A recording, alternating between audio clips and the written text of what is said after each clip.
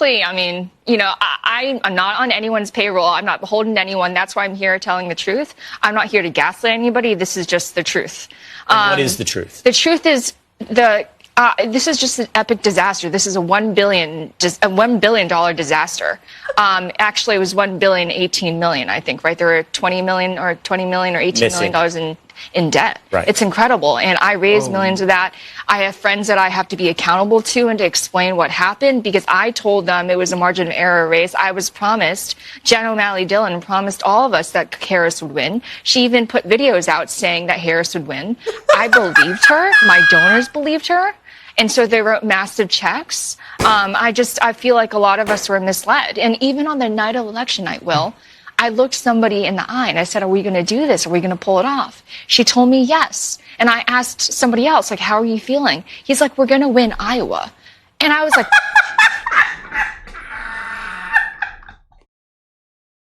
I'm sorry. Oh, forgive me for laughing. It is funny. Oh man. Oh boy. Let me hear it again. Let me hear it come out of her mouth. What'd she say? I looked somebody in the eye and I said, are we going to do this? Are we going to pull it off? She told me yes. And I asked somebody else, like, how are you feeling? He's like, we're going to win Iowa. And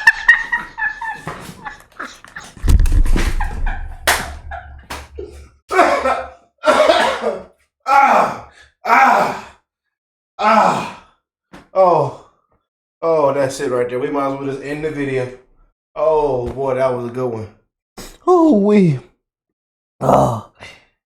man, yeah. Oh man, whew. Boy, like them beautiful Patriots say, you just can't make it up. You just can't make it up. You just can't make that up right there. Oh, they gonna win Iowa. Oh boy. else, like, how are you feeling? He's like, we're going to win Iowa. And I was like, what? Do you think, did they believe this going in? Was there a real sense of false confidence on the side of Kamala Harris? Or did they know they were in store for disaster? You know, I was wondering about that. I was like, I asked them, are you privy to internal numbers that I am not seeing? Because I study this so carefully, and I just wasn't seeing any basis for that level of confidence. And I also want to remind our viewers that, you know, the Trump campaign was touting all of these incredible empirical data weeks before election night. What Harris is touting was the door knocking. She didn't say anything really about early voting. Now I know it's because there was nothing much to say. Y'all seen yesterday, Kamala Harris went viral once again, as I say, for the wrong reasons. And you know, everybody was posting this picture of hers. Then look, somebody put, of course, she's drunk. Yeah, as y'all can see, there's a glass right next to her, and we thought she was drunk their entire campaign, doing interviews. You know, doing the town hall, you know, she's been drinking at the rally. She's been drinking. Yeah, she's drunk. But it gets, I promise y'all, it gets, after everybody posted this, it went viral yesterday. And of course, Joe stumbling in the sand, you know, look at this, y'all.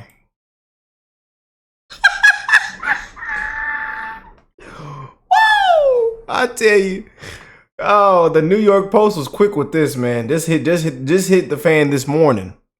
Wine some, lose some. Dems blast Kamala's poor form in a $1 billion campaign disaster, and they even pointed out the wine. That can't be what that is. Whatever she's drinking, I mean, it's way worse than what Nancy Pelosi is drinking. I'm just saying now. I'm just saying, because y'all got to see this. Let's type in Nancy. Look at this picture here. I like this. Yeah, I don't need nobody running my show. I run my own show. I keep it real and authentic. Hey, it says Nancy Pelosi prison. Let me see what comes up with this one. Yeah. Look, check this out. Nancy. Hi. Prison time's coming soon. Be ready. Donald Trump. Nancy. Yo, one of them reporters went up, patrol reporters went up and said that to her, man. Oh my goodness. Nancy. Prison time's coming soon. Be ready. Donald Trump. Not much time left. Wow. Not much time left. Donald Trump is back, Nancy. Prison time is coming. Hands behind your back. Hands behind your back, lady. Simple. And this is the whole list of them. You know, but we got Biden and President Trump meeting on Wednesday. Prayers for Trump. We don't know what to expect. I'm gonna just play this clip for y'all because I know y'all want to see it. I know y'all want to have a good laugh since we've already had a good laugh, laughing at this $1 billion disaster. Her campaign's in debt. They paid off A-list celebrities, Diddy celebrities. That Diddy all. You got to grab that Diddy all. Put that Diddy all on the floor. And y'all about to grab your passport and go and get up out of here. Yeah, because we going to expose it all. Yeah, y'all might as well get your passport ready. Check this out, y'all. What the hell going on? Oh, whoa, Joe. Whoa, Joe. Hold it, Joe. Hold it together, Joe. Hold it together, Joe. Get through there, Joe. There you go. Unbelievable.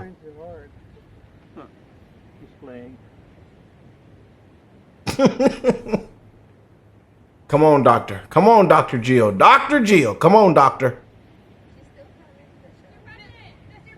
Mr. President! Mr. President, just a word. Mr. President, what are you going to say to Trump on Wednesday?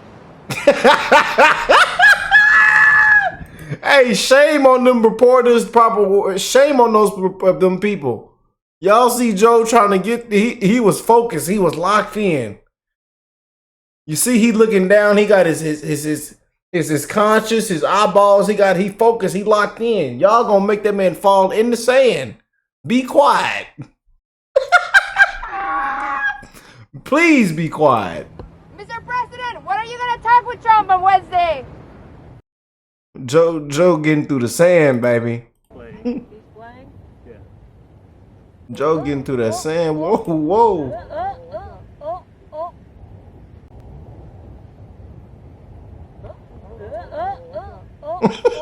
It's like he took a shit. Oh my goodness. I shouldn't be laughing at this, bro. This not funny, bro. Joe, Joe, you need to go get you some tuna fish crackers, some unsweet tea, man, and go and relax, brother. Get you some butterscotches and call it a day, call it a month, call it a year, call it the rest of the time, man. You done did what it do, Joe. You done did what it do, man. Joe out there, he down there from the shit on himself. Unbelievable. Unbelievable, man. But I can't wait to see him and President Trump this upcoming Wednesday, y'all. I hope y'all ready for that, man. I hope y'all are ready. But let's jump back into this whole Kamala thing. Unbelievable. 1 billion. Kamala Harris's campaign has ended in financial turmoil, according to multiple media reports. Despite raising over $1 billion, the campaign has reportedly finished at least $20 million in the hole. According to a Politico reporter, two sources say Harris's campaign is now $20 million in debt, after raising over $1 billion and still having $118 million in the bank as of October 16th. FEC filings confirm the Harris campaign had a total of more than $1 billion raised, spending approximately $900 million of it by mid-October. But 3 weeks later, even that $100 million left over was dried up and then some. In contrast, Harris raised twice as much as Trump. FEC filings show Trump's campaign raised less than $400 million and still held a cash reserve of $36 million. Breitbart News also spoke with several sources inside the Harris campaign, who confirmed they were now $20 million in debt, largely pointing blame at campaign chair Jen O'Malley Dillon. A campaign staffer told Breitbart people didn't like working with her. Many people on the campaign felt like we lost because Kamala wasn't allowed to run her campaign. They were running Joe Biden's campaign instead of a Kamala campaign. Obnoxious and very much a gatekeeper and interfering with the vice president's people who were trying to do their job. Inside the campaign, staffers were reportedly unhappy with the handling of finances, with some still allegedly waiting on overdue payments for their work. Where did the $1 billion go? A large portion on advertising, nearly $700 million, according to the ad tracking company Ad Impact. A six-figure ad blitz in October was spent on flying banners over 4 NFL games in swing states, according to the New York Times. In November, in the final days leading up to the election, the campaign spent nearly $500,000 a day to have ads displayed on the Las Vegas Sphere in the swing state of Nevada, according to The Guardian. Campaign staffers who spoke to Breitbart also attribute the drain of dollars on high-profile concerts featuring singers like Katy Perry, Lizzo, and rapper Eminem. The staffers say that was one of Dylan's ideas. According to staffers Breitbart spoke with, faced with $20 million in debt, Harris's deputy campaign manager is reportedly shopping Kamala Harris's fundraising email list to anyone willing to pay in an effort to recoup the campaign's losses. Still underway, with one of the most prevailing questions being, how on earth do you raise over $1 billion and blow even more of that and still lose? Here's DNC spokesperson Lindy Lee asking this very question, saying, heck, I was one of the people who helped raise this record-breaking amount of money, and I've got to answer to the people who donated. The truth is, this is just an epic disaster. This is a $1 billion disaster. Actually, it was $1.018 billion, I think, right? There were 20 million or 20 million. I'm telling y'all, man, just watch how everything hit the fan. And don't worry, this upcoming week, some more stuff gonna hit the fan. Y'all be ready. We're gonna be here to cover it and have a good laugh. And all we're gonna say is, what did you expect? What did you expect? Hey, man, we tried telling them.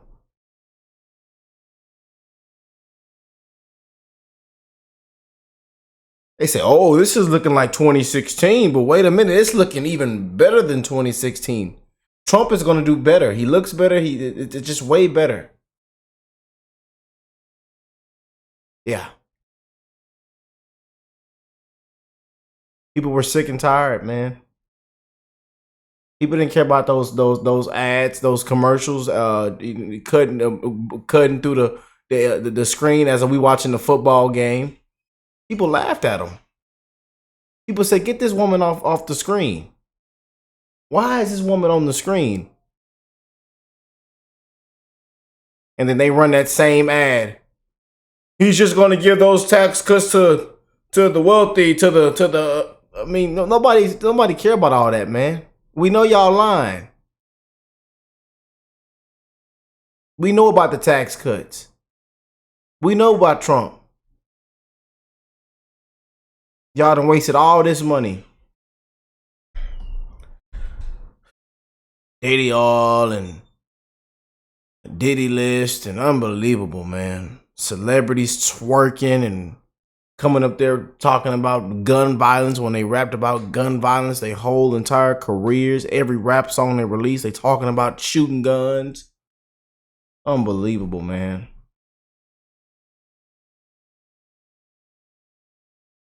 What did you expect? She can't answer a question. Word salads, word spaghetti.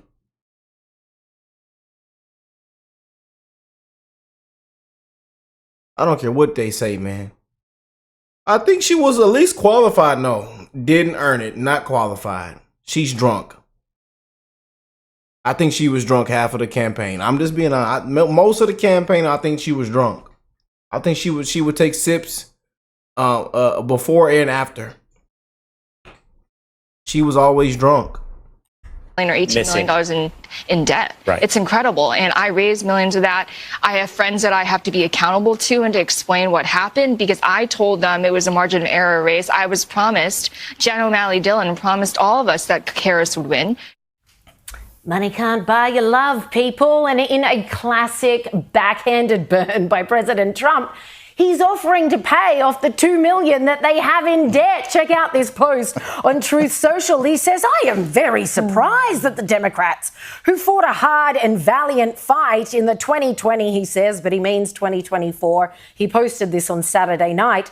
In the presidential election, raising a record amount of money, didn't have lots of money left over. Now they are being squeezed by vendors and others. Whatever we can do to help them during this difficult period, I would strongly recommend we, as a party and for the sake of desperately needed unity, I suggest we do it. We have a lot of money left over in that our biggest asset in the campaign was earned media. And that doesn't cost very much. Make America great again. Dear Democrats, you are going to need a lot of ice and a gallon of aloe vera for that burn. So the Trump administration raised just $381.5 million, right? They spent under that, and they spent just over $10 million on staff throughout the campaign.